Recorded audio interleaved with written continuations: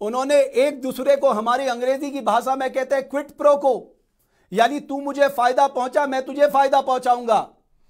यह खेल को विधानसभा में अंजाम दिया है। यह क्विट प्रो को, कॉन्फ्लिक्ट ऑफ इंटरेस्ट, यह सब कुछ उत्तराखंड की विधानसभा में हुआ है। और मैं क्योंकि लोकसभा के मंदिर में काम किया हुआ हूं, इसलिए लोकसभा की गरिमा को जानता हूं। मैं जानता हूं कि लोकसभा लोकतंत्र का मंदिर है, जहां से हमारे लिए प्लान, पॉलिसी, प्रोग्राम्स, कानून बनते हैं। और विधानसभा के मंदिर में जो लोग बैठे हैं, जो कस्टोडियन हैं हाउस के, वो अगर अनैतिक काम कर रहे हों और उनको हम बर्दाश्त कर रहे हों, ये कितनी टॉलरेंट सोसाइटी है उत्तराखंड की। मैं इनकी टॉलरेंस को दाद देता हूं साहब। एक बेटी 5 दिन से लापता थी और हम रेवेन्यू पुलिस और रेगुलर पुलिस के बीच झूल रहे थे।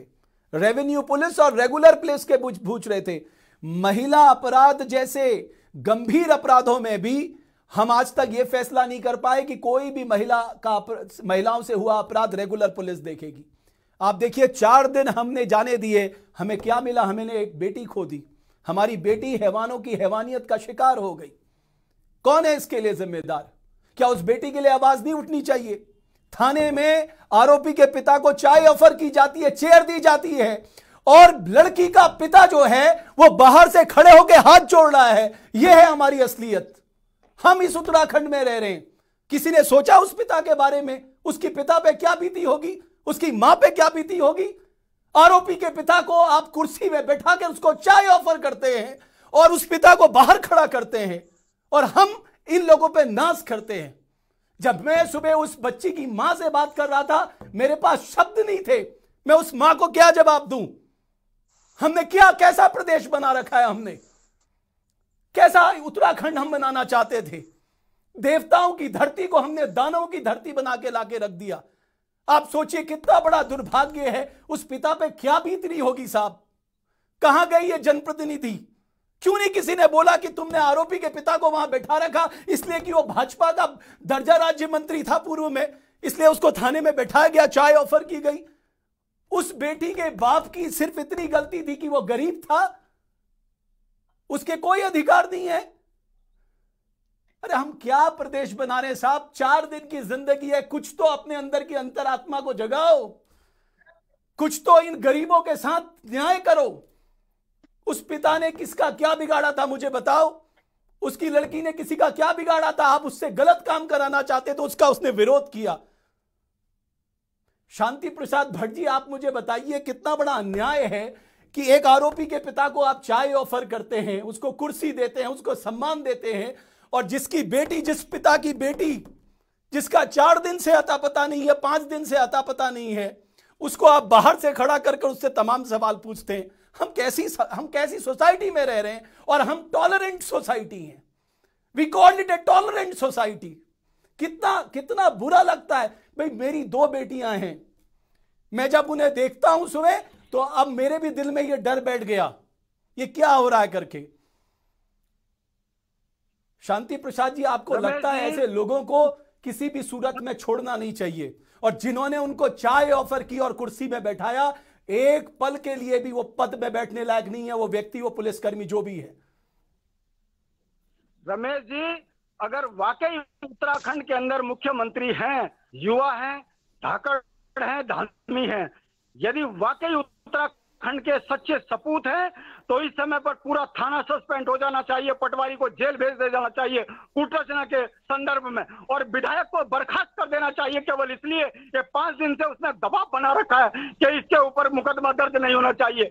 लोकतंत्र में गरीब व्यक्ति कहा जाए, बाप अपनी बेटी के लिए गिड़गिड़ा रहा है, उसको थाने से मारकर बाहर भगाया जा रहा है और उसकी गुमशुदगी की रिपोर्ट दर्ज नहीं हो रही है, और अपराधी के साथ वीआईपी ट्रीटमेंट हो रहा है। और ये उस पार्टी का अपराधी है, राज्य मंत्री, जिसने भारतीय जनता पार्टी को कलंकित किया है, और भारतीय जनता पार्टी की विधायक उस कलंकित बाप को जो है संरक्षित कर रही है।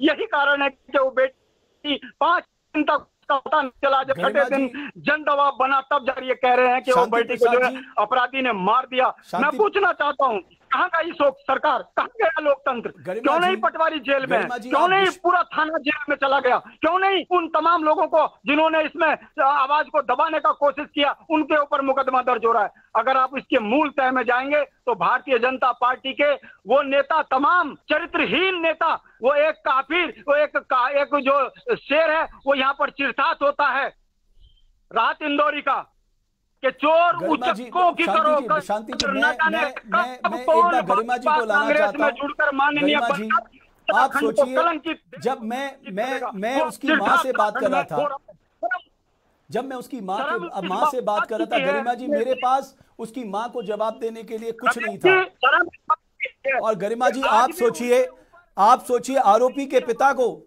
जिसके ऊपर आरोप है, गंभीर आरोप है। एक मिनट शांति जी, एक मिनट रुकिए ना, शांति जी एक मिनट रुकिए ना, गरिमा जी को डिबेट पे लाने दीजिए। जिसके बेटे के ऊपर आरोप है, उसको चाय ऑफर होती है, उसको कुर्सी दी जाती है, उसको सम्मान से बैठाया जाता है, और जिस बाप की बेटी जो है वो 5 दिनों से गायब है, वो दर की ठोकरें खा रहा होता है।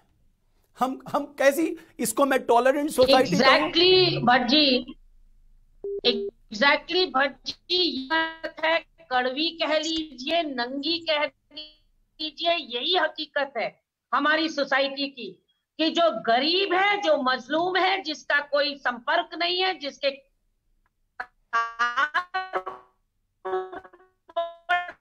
तक नहीं जुड़े।